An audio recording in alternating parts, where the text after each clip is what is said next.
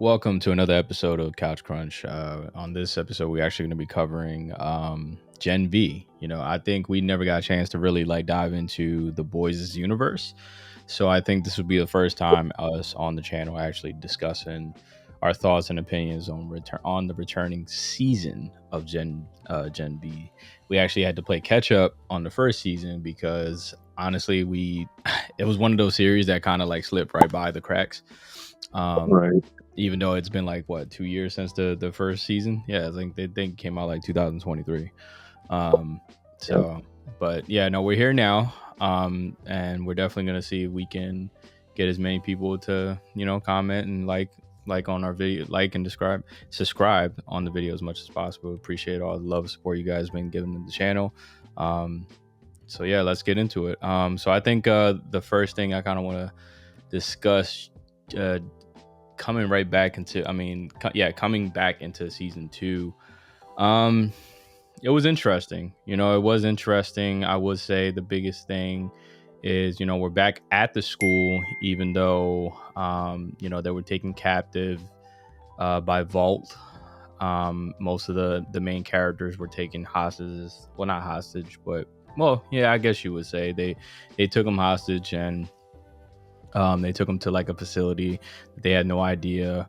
I don't think we knew exactly where this was. I know it was in charge of, like, Vault was in charge of like the facility that they were located at, but they Right. didn't really show exactly where it was at. I know on the last season, if you guys haven't got caught up yet, obviously there's gonna be spoilers on here. So we always are No. gonna spoil. So just always keep in mind, like when we be always cautious when you're clicking into our episodes, because we're always discussing things, events, or things that are happening in the shows that already happened if you didn't get a chance to watch it yet. So just keep that in mind.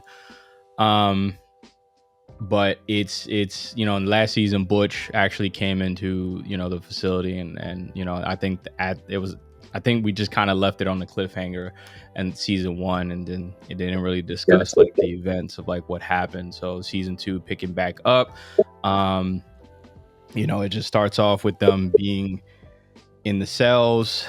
The main two characters actually that were in the cells were Emma and Emma. I think it's Emma and Indira, right? Is that am I saying that right? No, not Indira. That's Shetty. Um, I am terrible with names. I Oh remember Bree was in there, right?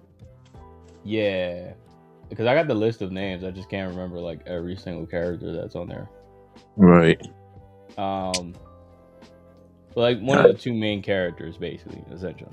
They Yeah, were about locked in the Bree. cells. They were locked in the cells, and pretty much, they were driven out of the cells to kind of, back to the school, even though it took us by surprise that the main character, the main, I wouldn't say antagonist, she became an issue in the last season, which was Kate. Really going out of her mind at some points at the tail end of the season, Oh which I yeah. mean, This is in this in the boy universe, it's all in the boys universe. It's always some sort of like dividance between humanity and supers, and that seems like it's a continuation on this series, which is always, that's always like one of the biggest problems, the biggest conflict within this universe.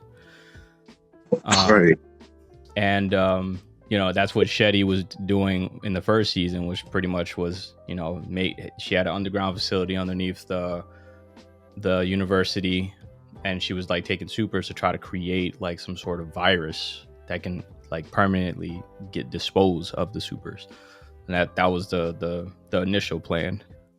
So we don't know who's the main antagonist. I know it's that guy that they seen. Don't know. I don't remember who he is. I don't know his name. Yeah. They definitely said his name, but again, guys, I'm terrible with names.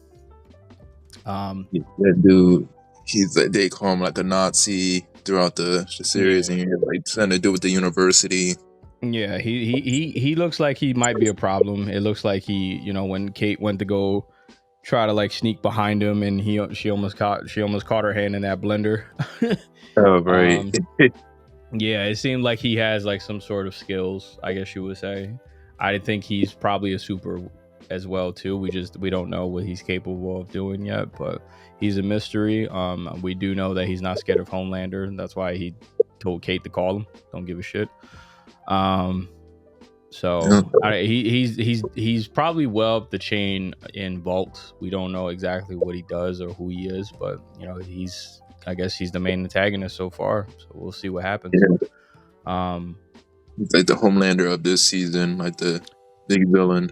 a big tribute. I did want to mention this too because we just figured this out. Actually, we had no idea, and we're really late to the party, but we had no idea the main actor that played Andre Anderson, which was I can't pronounce his last name, but Chance starts with his first name. Yeah, he passed away back in 2024 due to a motorcycle accident, which was unfortunate, and had no idea. So that's probably why. And it sucked because it obviously as an actor, he looks like he was really well. He looked like it made sense with his character. It looks like he could have been a really good piece of the show. Looked like he was my age too, so a really young guy. It was unfortunate to hear that. Really unfortunate that he Right. put And doing his sister. and it sucked because it seemed like they had a lot to do with his character being in the show. Like I feel like he was going to be a really big piece of the show. So that's kind of why I was confused. I didn't even know. Like I was confused on why his character wasn't in like the returning season. Because they said he died trying to like, get out of the facility or something like that. So they kind of wrote a piece in there because obviously, he passed away in real life. So they had to write something in there for the series. They said they made like a tribute for him for this episode. Because it seemed like he was a character. Yeah, because it seemed like he was a really big piece of the series. You know what I mean? Like, and especially in this season. So he's mentioned a lot. So it was a really nice tribute to him in this episode, and God rest his soul. Right. Dedicated for his family. But it's interesting, man. When we see Starlight that comes right back in the series, like I have no idea what. Like I don't even like. I'm gonna be honest with you. I've finished watching The Boys, but I just cannot remember like the last season of it, like the season finale. Like I have no idea what's the time period. This is supposed to take place like right as season 2 ended, in between season 2 and season 3. So in The Boys. Yeah, in The Boys. So this is like when Homelander first like became like he's pretty much like a figure of the town. He's like portrayed as a hero or whatnot. Okay. Yeah, it's like around that time period.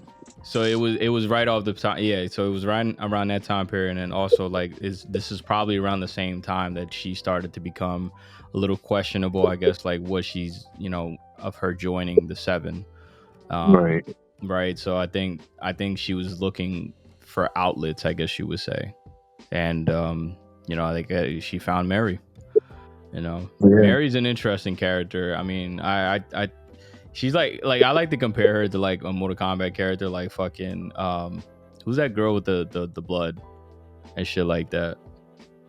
Mortal Kombat. Yeah. Mortal Kombat names. Let me see. I know. First thing I thought when I seen her, I'm like, oh, period blood. Yep. I think it's Scarlet. Yeah, no, Scarlet. That shit. Yeah, it's interesting what she could do with the blood though. I mean, she has some trauma, that happened to her when she was young and shit like that from like season 1. But like to see her return in this, to see her return in the second season, she got away from Vault. She's on the run trying to figure out what's going like. She's trying to figure out how she can take down Vault, I think her main goal right now is just to find her sister. That's what she wants. She wants to find her sister right now. Right. But honestly, there's still things at foot and there's still people chasing after her. So it's making it much more difficult for her to find her sister. But I agree with Starlight when she mentioned to her that saying like, you think that you're just going to eliminate yourself from the board. It's not going to happen. you already did a lot of damage already, and your name's already out there. So it's like people are coming for you. We already seen that with the werewolf guy, whatever that guy. He had like super strength, but he could smell and shit. Oh yeah, he was like searching for her in the gas station. The same time Ella was searching for them too. Her friends. Yeah, they found her at the end. Her main goal is to find her sister. I think she doesn't want to do this to become a hero. I think she wants to be on a smaller scale with being a good example for the people that she cares for. I don't think she's trying to be a hero anymore. I think that was the first ideally initial plan. Like she wanted to become part of the Seven because of what Super doesn't. But I don't think she cares about any of that shit right now going forward. I think she just wants to focus on finding her sister and then I don't know, I guess getting out of Dodge maybe. I don't think she cares about anything else. Making sure obviously her friends are following her footsteps, but I think that's kind of where we're alluding to. But at the same time, I think this is going to be a fun ride in this show, bro, in this season, because with the boys, man, they always have like some sort of like craziness that's to it. You know what I mean? Like fucking small. I was just about to say, like, I like the first maybe 2 seasons of The Boys, but then it kind of started to fall off for me, with all their insertion with the activism, and you can kind of see it in this spinoff too, the Gen V. But yeah, it has like a lot of edge to it. It's trying to be like a very like anti-hero superhero. It's kind of like poking fun of like the modern age of like superhero movies and stuff. It's kind of like making fun of, because each character, if you notice, they're like parodies of like a DC character or a Marvel character. It's kind of like that's like the whole point of The Boys originally. But yeah, with Gen V, it's like a more like TikTok version of that. Like for that audience, it seems like it's kind of trying to. I don't think that it's like trying to become any like superhero kind of deal, like, you know what I mean? It's involving that, but it's more focusing on these kids as they're essentially kids, so it's like not kids, but they're young adults, going to universities. It's more centered around their personal lives and them finding obstacles out of these traps that these people are laying for them. It's really not their fault. So that's kind of why I'm more I like all of it all together, but I just like the fact that it's not focusing on too much of the superhero aspect. It's not really worried about that. This feels more generic. You know what I mean? Like that's what it feels like. Show. Yeah.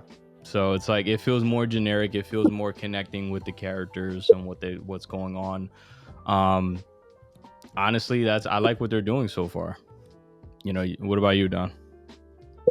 Yeah, it's like parts of it I'm interested in, like how it's like tying into The Boys with like Homelander peeking through every so often. And it's like showing like his underlying his plot of him still trying to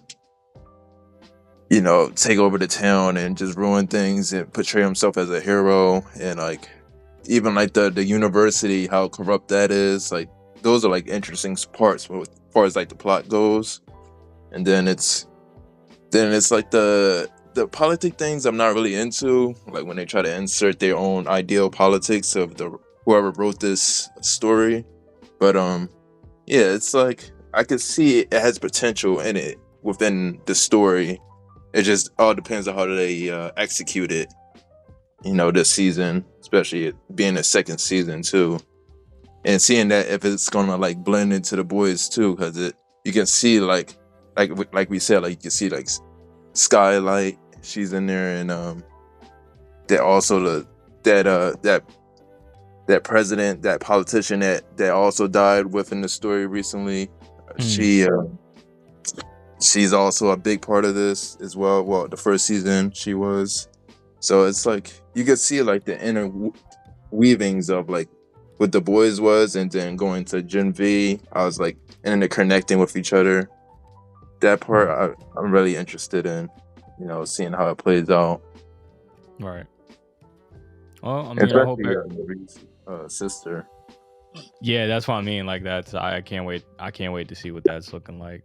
But Yeah, I I haven't seen think that shit in a I time think on that that. covers about everything on the episode and expectations. I think we're gonna follow the series in each episode that comes out, guys. So be on the lookout for that on our YouTube channel and Spotify. And yeah, we'll see you guys on the next episode. Thank you for tuning in, and don't forget to subscribe and leave a like and or a comment. We'll see you in the next one. Peace.